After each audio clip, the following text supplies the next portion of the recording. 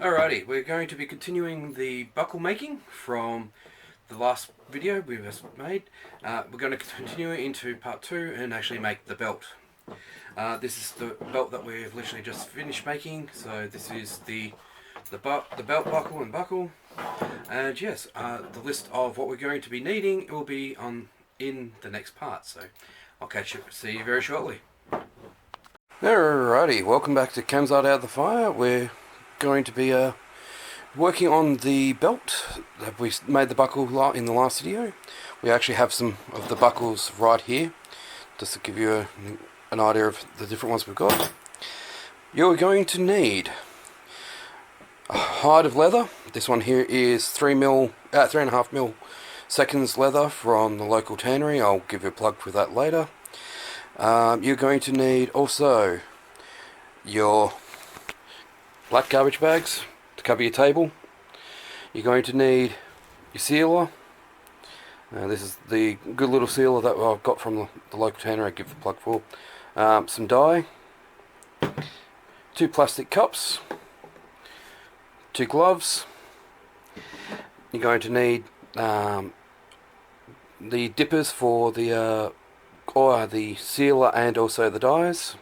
You're going to need an edge beveler. You're going to need a pair of scissors to cut. You're going to need the hammer, a pen.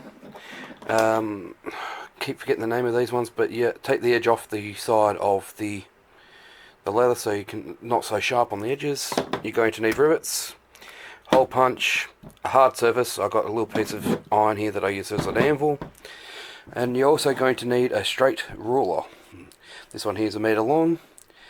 And yes, so you're going to need all these to do the belt. So from here we'll go on, and I'll catch you in when we get it all lined up. Okay.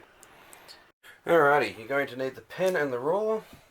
You can try and avoid any of the marks. Like this one here has got a big stamp on it from someone's branding the cow. So you want to run a line width of the ruler along both sides, along the whole length of the cowhide. This way you get a nice straight belt. Make sure it's all lined up. Once you do this, you can cut off, grab your shears and cut along the edges, cake it off. Yep. Just want to get to sit properly.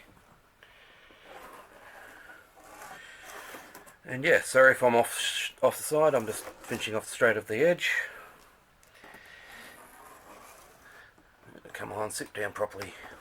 The hide's got a nice little curve on the end of it, so it's a little bit hard to hold flat. But yes, from here, just cut it off. Cut off your length. And I'm not sure if you guys can see the line. Yes, you can. Okay. From here, use your shears, boring as hell. I'll show you the next stage once I cut this out. So I'll catch you on the next bit.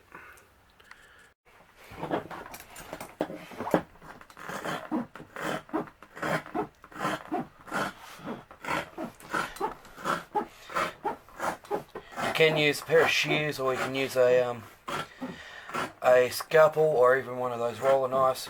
If you're lucky enough, you can even have the strippers. But you don't really need to buy a full hide of leather to make a belt. You can actually go to some of the kiosk kind of places. They actually sell straps of leather suitable for making belts out of. So there's another option for you. But yeah, it can be like this one's a struggle because I currently got a thumb injury, so I'm having issues cutting with the thumb.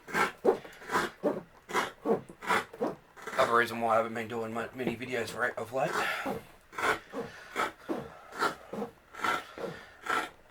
And the other reason why I'm doing a video at home for a change, because normally I would be doing these at the castle, so, or in the workshop, I should say.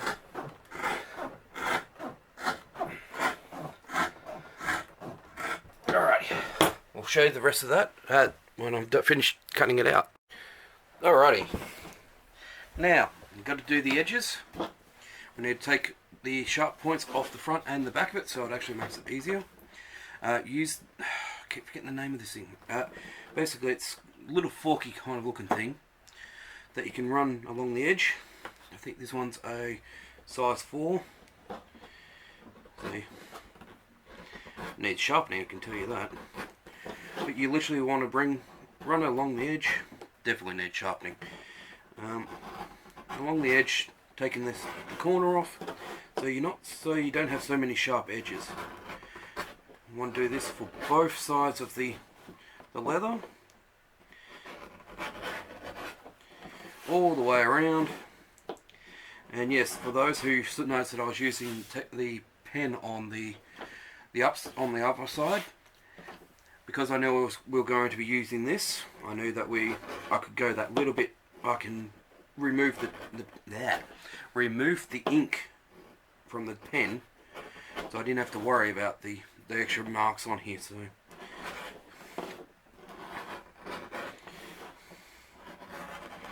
work all the way around. Try and do as long flowy lines as you can. Definitely need to sharpen this one. Need to find my stropping tool. Give it a couple of good strops and then it'll get sharp again. But yeah, slowly work your way around.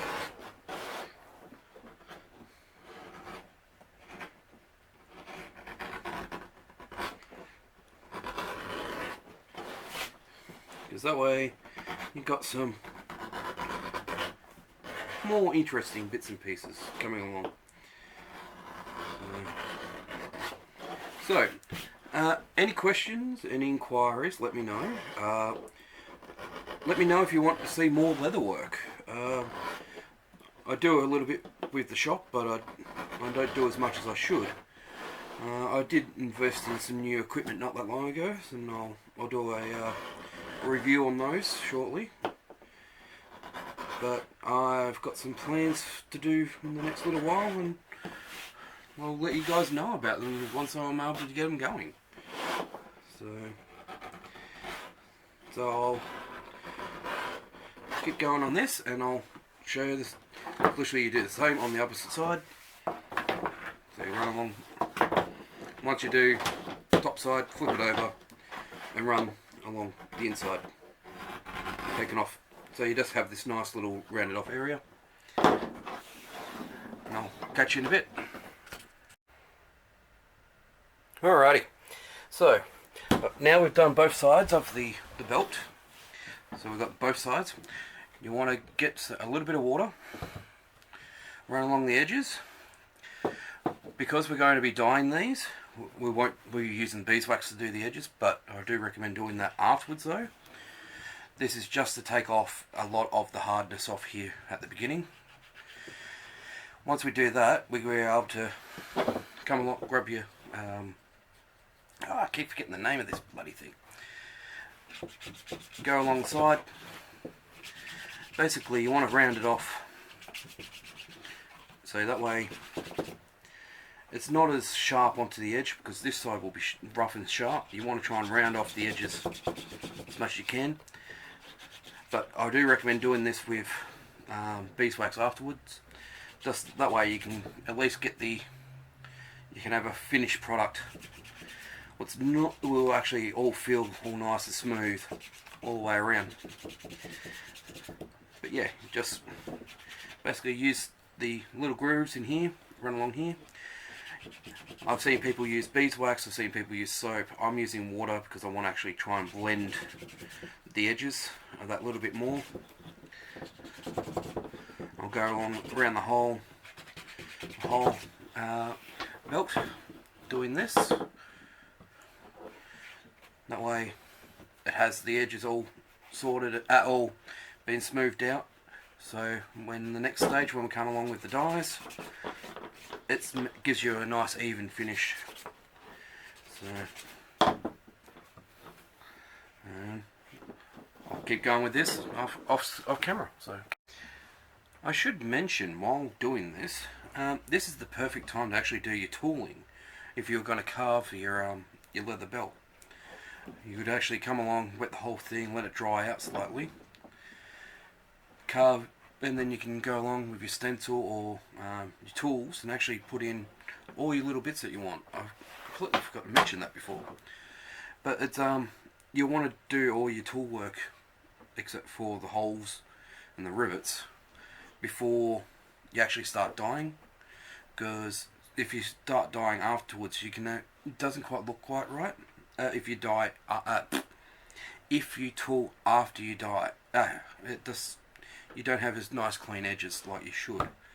Where if you do it while it's before it's dyed at the raw stage, where this is, with this good quality veggie tan leather, even though this is maybe their seconds, it's still better than some of the stuff that I've been getting from overseas. So I do recommend, if you can, go and check out the I'll put a plug, the information at the end of the video of Green Helg's Tannery. They're the local one near Ballarat. They actually tan all their own veggie tan leather. They're actually been there for, if I remember rightly, over 100 years. So it's actually worth going and checking them out. So there's a little bit of a plug for you. I'll actually show an image of one of their bags with all their details on it. So I believe they also have a website. I'm not sure about that, but because I normally walk into the shop while doing it. So, but yeah, definitely go check them out. They're a good supplier of kangaroo, deer skins, sheepskin. They're very good at thick, from 2mm to 3mm standard veggie tan leather you can get for a reasonable price. Note, this is not a paid plug. I'm just recommending them because they're actually a good supplier for locals in Ballarat and surrounding areas. Because yeah, we like to support local. So yeah. Alrighty, the next stage I will be doing after I finish rubbing this down is the dyeing stage. So this table will look a little bit different. It will actually have the garbage bags on them, and my hands will be covered in gloves, and we'll be doing the rest of it. I also may need to let this dry a little bit before we get to that, because we don't want to have the water and the alcohol mixing in the dyes. You want to try and make sure you get a nice even coating of dye, and the only way to do that is make sure there's no moisture. So, because when the leather's dry, it will suck the dye in real quickly and easily. So, but yeah, I'll catch you in a bit. Alrighty, now we're going to be using some of this alcohol dye that I got from the local tannery. I believe you can get this online as well. Tandy Leather, apparently. Big Canadian company. So, and this one here is dark maroon. I wanted a brown, but not brown. I wanted a bloody kind of looking one, so it's got a slight red tinge to it, so it will go slightly purple. But yeah, you want to be able to dip. And I just realised I shouldn't be dipping that into there. I should be dipping it into the cup. But yeah, so this is why I recommend having the little cups, because that way you don't contaminate your big container with little hair particles from the leather or from the little brush. Put that to the side. And you can also, that way, whatever's left over, you may be able to put it back in, but I normally don't have much left over after I finish doing the coatings. So, because you want to do the front and the back, but I do each one at a time. And once you've done the front and back, you do the sides. So, but yeah, this is going to be a lovely maroon, dark maroon belt. But yeah, so this is where you let it absorb a little, and you see if there's any little lighter parts where you can actually go back over with the applicator. And you're just slowly making it darker and darker and darker until you get the consistency that you want. So yeah, like so. Well, I can see there's some patches along the belt that I will have to come back for. But yeah, you just slowly work your way through them, the length of the belt, and then flip it over, do the other side, then do the edges. So, because you want to have it so when you do have the belt hanging off yourself at an event, because I'm making this one up for myself as a new reenactor and larping belt. So this way I've got another belt for a different character that I'm currently building up.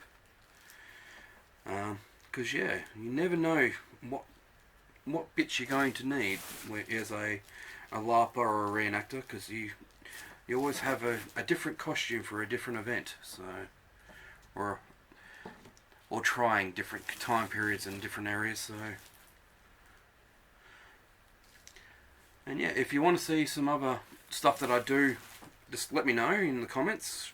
Don't forget to like, share, and comment, and subscribe.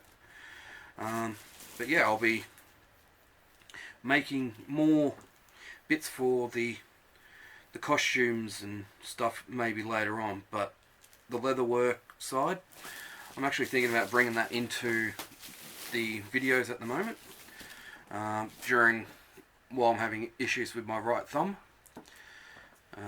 Currently having managed to dislocate my thumb about 2-3 weeks ago and haven't been able to swing the hammer properly since. So this is why, one, I haven't been making videos in the workshop, but this also gives me a chance of showing you guys the other side of my business. So I could show you that I can do leather work, and possibly now that I've got some new bits that's coming in, I might actually show you guys how to do some lost wax casting that I've been getting into, thinking about getting back into. So because I've just brought myself a nice little forge.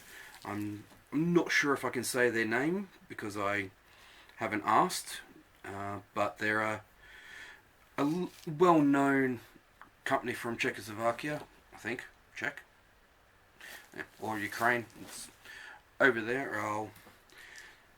When I get to the videos, I'll definitely give them a plug. But yeah, I'm going to be getting into doing some lost wax casting and for the knives that I'm going to be working on. So, and if I do that, it means I can bring you guys along and show you what I've got ideas for future projects, so that I really want to try and get done. So because there's a couple of nice saxes that I've been making, what's basically an order. I've been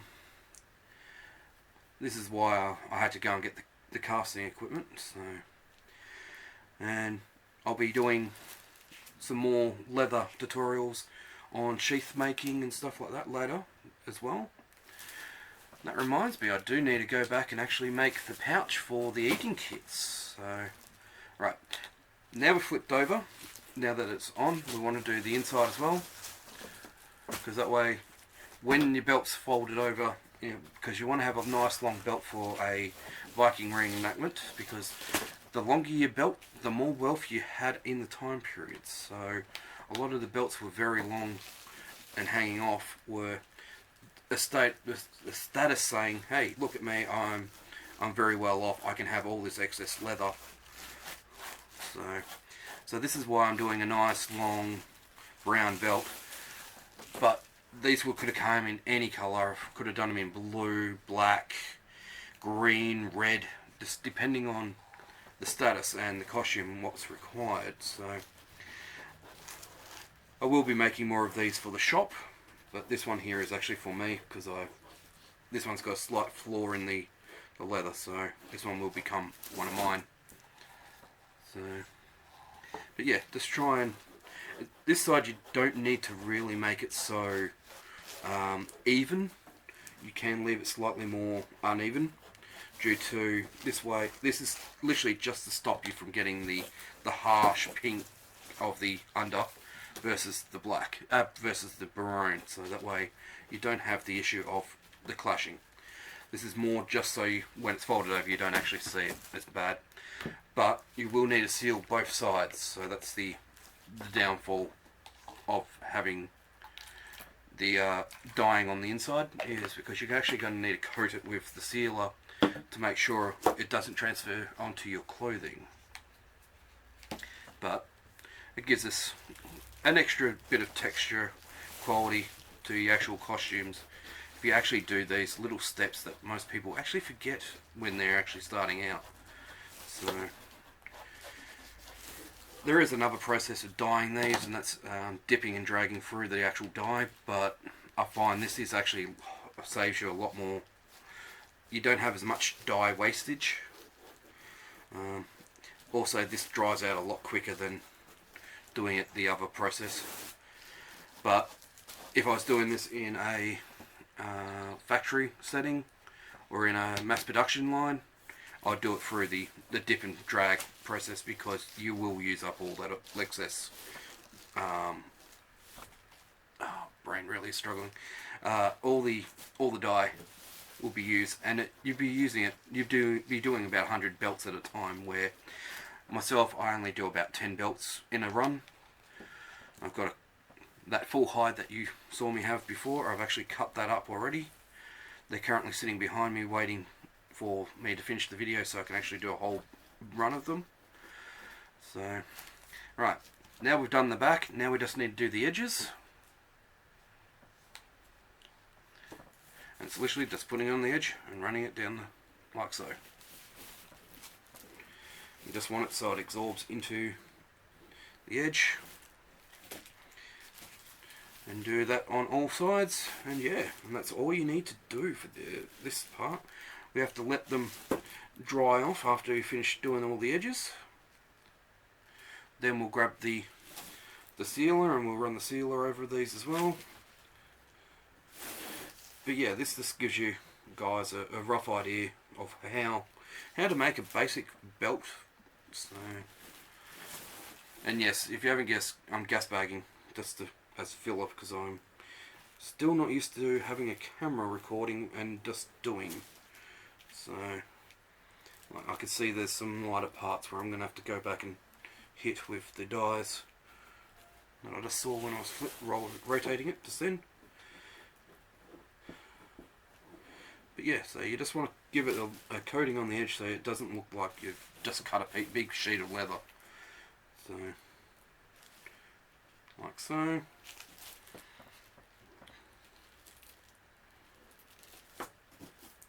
Oops, some more up here. I need a bit more on here.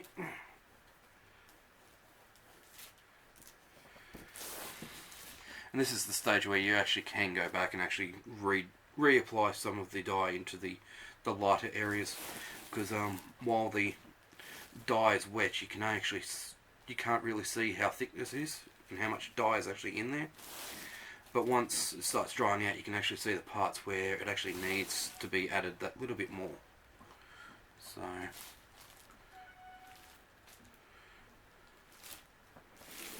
So yeah, just literally run it down. Now I'm currently just sliding it along the bench here, along the table here. So, and while I'm doing that, I'm also scanning for the little bits where it needs that tad bit more dye added. That also could be where the water was still not quite, the leather wasn't quite dry at that stage. And I think I might have perfectly had the right amount of dye put in the cut, because I've got just enough to do the edges here and a few little touch-ups, and it's spot on. How's that? A couple little touch-ups here and there.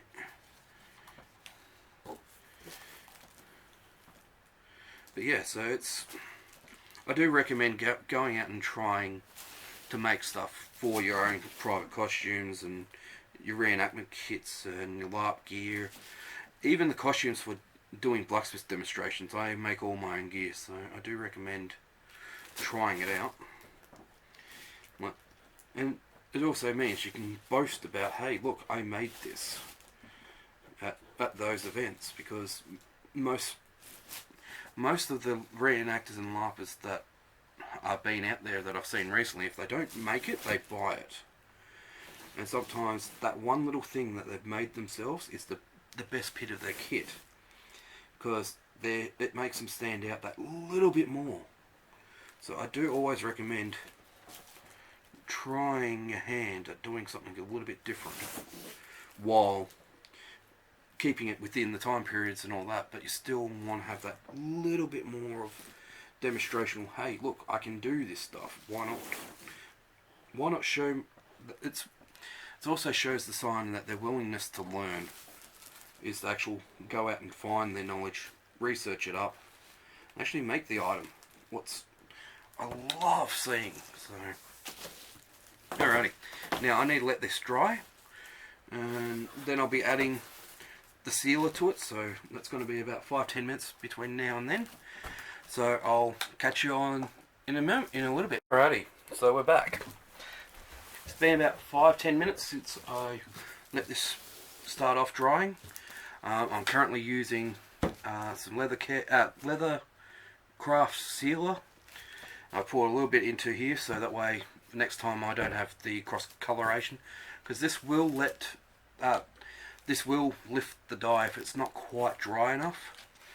So you're better off to let it sit and dry for that little bit longer before you add the dye. Not the dye, the sealer. So just apply a coating, because yeah, you'll see that there's a little bit of dye actually lifting. You want to try and get a nice smooth coat, and if it's completely dry, it's actually good, because it actually means it will actually coat and dry out a lot quicker. Don't mind me, I just realised I forgot to put something on silent. But yeah, all these little bubbles we can easily get rid of by blowing onto them, because they actually will pop the bubbles, so you won't actually have them there. So it's a little trick that I've learnt while doing this, so that way you don't have these little inconsistent bumps.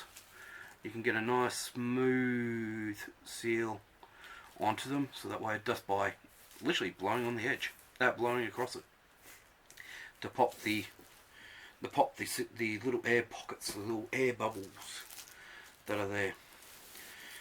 So you may have noticed that I'm also running slightly over the edge while I'm doing this at the same time. I will need to let this dry between doing the front and back, but the sides I can easily just run the sealer over the top, over the edges just slightly. But yeah, you can see the applicator is actually starting to get that little bit of dye transfer onto it. So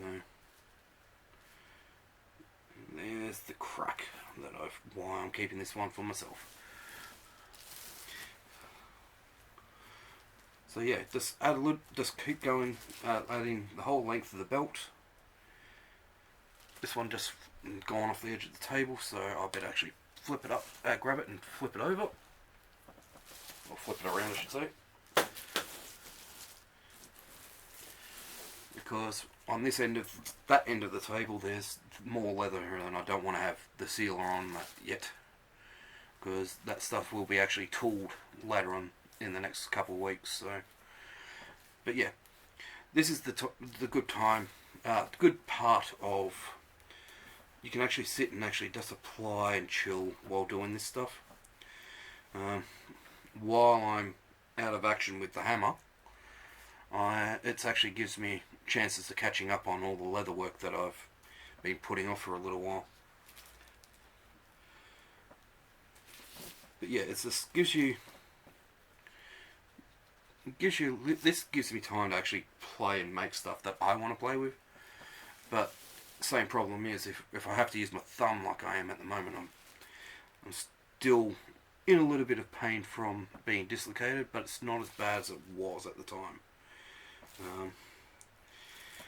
Kind of didn't help when I was at a festival, and it was literally as I was packing up, I was literally got my thumb caught in the car door of all things, not even a good epic story about fighting or even doing it while working. This is literally just moving the car to load it up, put my hand up to help myself out of the car, and the wind grabbed the door and slammed my hand into the door frame. So I reckon I'll be back in action in the next couple of weeks in actual videos and making more stuff. But it's also given me an idea of might actually try and make a couple of bigger projects down the track. Like if I do what I'm thinking, I might actually make myself a power hammer. Because if I do ever injure my hand again, I can actually still work with a power hammer, but I can't while my hand's mangled. So it gives me an option down the track to maybe next year or this year, somewhere down the track, I will be making a power hammer. I'm just not sure if I want to make it into a video series. But if I do make the hammer, it means I can make the blades a lot quicker. I can make some other stuff a lot quicker as well. But it also depends. What would you guys like me to go and make? If I make the power hammer, what would you like me to make? And my goal is to eventually make Damascus, but that's down the track. So, but yeah. Don't forget to give me a comment and subscribe and all that stuff. But yeah, I'll catch you when I'm doing the other side. Okay, and now we're back on the other side. It's been about 4 or 5 minutes, so it's tacky still, but not completely wet like it was. So, but I do recommend, if you can, give it 5 to 10 minutes. That way you're guaranteed to actually have a nice smooth, like this is, I still got a little bit of sealer on the counter, on the top of the garbage bags as well, so it's sticking to the top. So I will have to flip it back over and work the front again, but literally just seal the back so that way the dye doesn't transfer onto your clothing. So it's just another little step that seems to get missed when people make their own belts, is that little step of sealing the back to make sure the dyes don't run through onto the actual costumes that you're actually wearing. So it's just those little steps, little things. So, but yeah, little steps, little processes that everyone seems to forget or skip are the ones that are very important. So I do recommend spending that extra 5 minutes doing a job versus having someone complaining about their costume being destroyed by literally the dye not being set properly in your belt. Because that could cost you a lot more than just the cost of the belt. It could cost you the cost of their costume and their time. Because if they want to charge you for how long it took them to make it, yeah, no. So yeah, so I do recommend spend that little bit of extra time working on dyeing and setting your dyes before selling, using, handing to, giving to. But yeah, I do recommend that. So this is literally, the dye is actually lifting at the moment while the dyes while the seal is on here. But I'm going to flip it back over. The benefit of being the underside, I can leave it underneath to dry while I want to go back over and make sure I don't have any of the areas here that have actually lifted the sealer off it. I want to go back over and just give it an extra thin layer. That way I'm not worried about, like, see, it's actually lifting the dye. You want to make sure it's all good and proper, good and well before you actually finish off your belts. So I'm just going to quickly run this over with a little bit extra, and then I'll be letting it dry for about half an hour. and then from there I'll be coming back and popping the holes and putting the rivets and putting the actual blacksmith handmade buckle onto it that I made in the last video. So if you haven't seen that, I recommend going back and having a look through my playlists. There is the blacksmith buckle there. There's also a few other ones that I recommend going and checking out, like my brain just went. I do recommend checking out the cloak pin, what is basically a slightly larger version of the actual buckle, but it's another piece of your kit for reenactment and larping, so I do recommend going and having a look at that. So yeah, I'll catch you on the other side. Alrighty, here we go. It's been dried for about half an hour, actually maybe a bit longer. Went off and had lunch. Right, so here we're going to bend it over, roughly work out where we need to actually put the holes.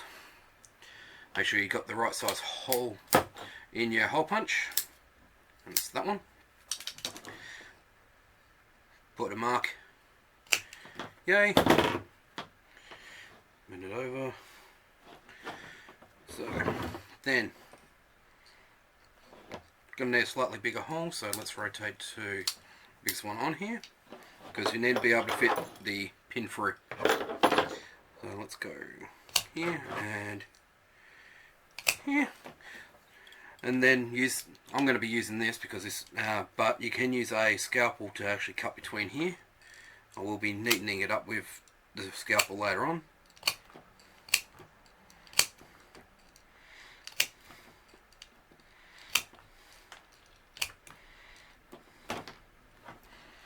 So you got the hole like so. There is a punch that you can actually use to do these as well, but it's just easier to do it with the hole punch that I've got here at the moment. Slot in. Let's check, see if that hole will line up. Okay, I need to make it a little bit bigger, a little bit more this way. So let's go at least another 2. Try again, making sure the buckle's in the right way up.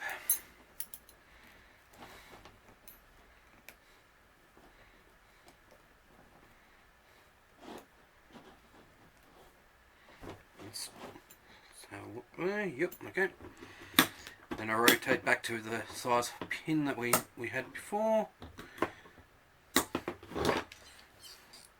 Go through the back hole into that one. So now we've got a secondary hole at the front, and I actually put the wrong size in just then. And let's make that hole a bit bigger. Alright, so now that we've got these in position, bring that out. I'll grab it. Now watch. Let's go copper. Pull out some of the copper rivets. Slot in, through, in,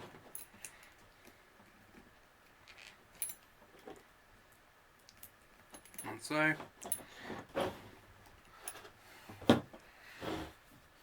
Right, this will get shaky.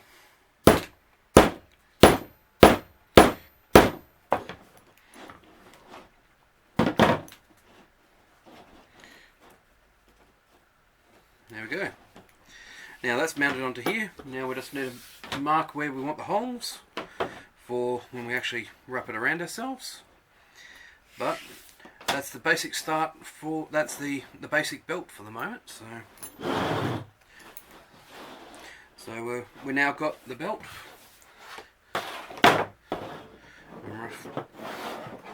We'll roughly do a run around itself.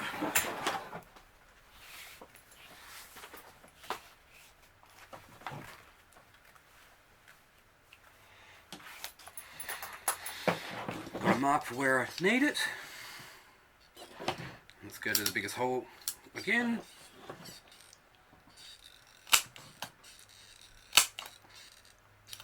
Where I do a double hole with the hole punch.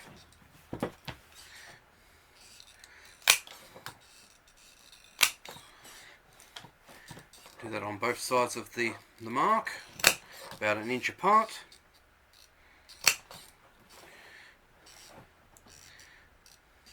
And let's chuck an extra one in just in case. So yeah, this is the final step of the belt. And yeah, so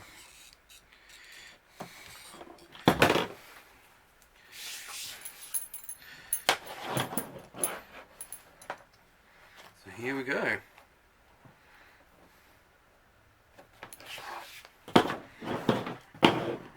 All up and done, ready to go. When we to wear it, go up and over to lock it in position when doing the historical. But yeah, so this is the end of final part 2 of the belt making, the buckle and belt making.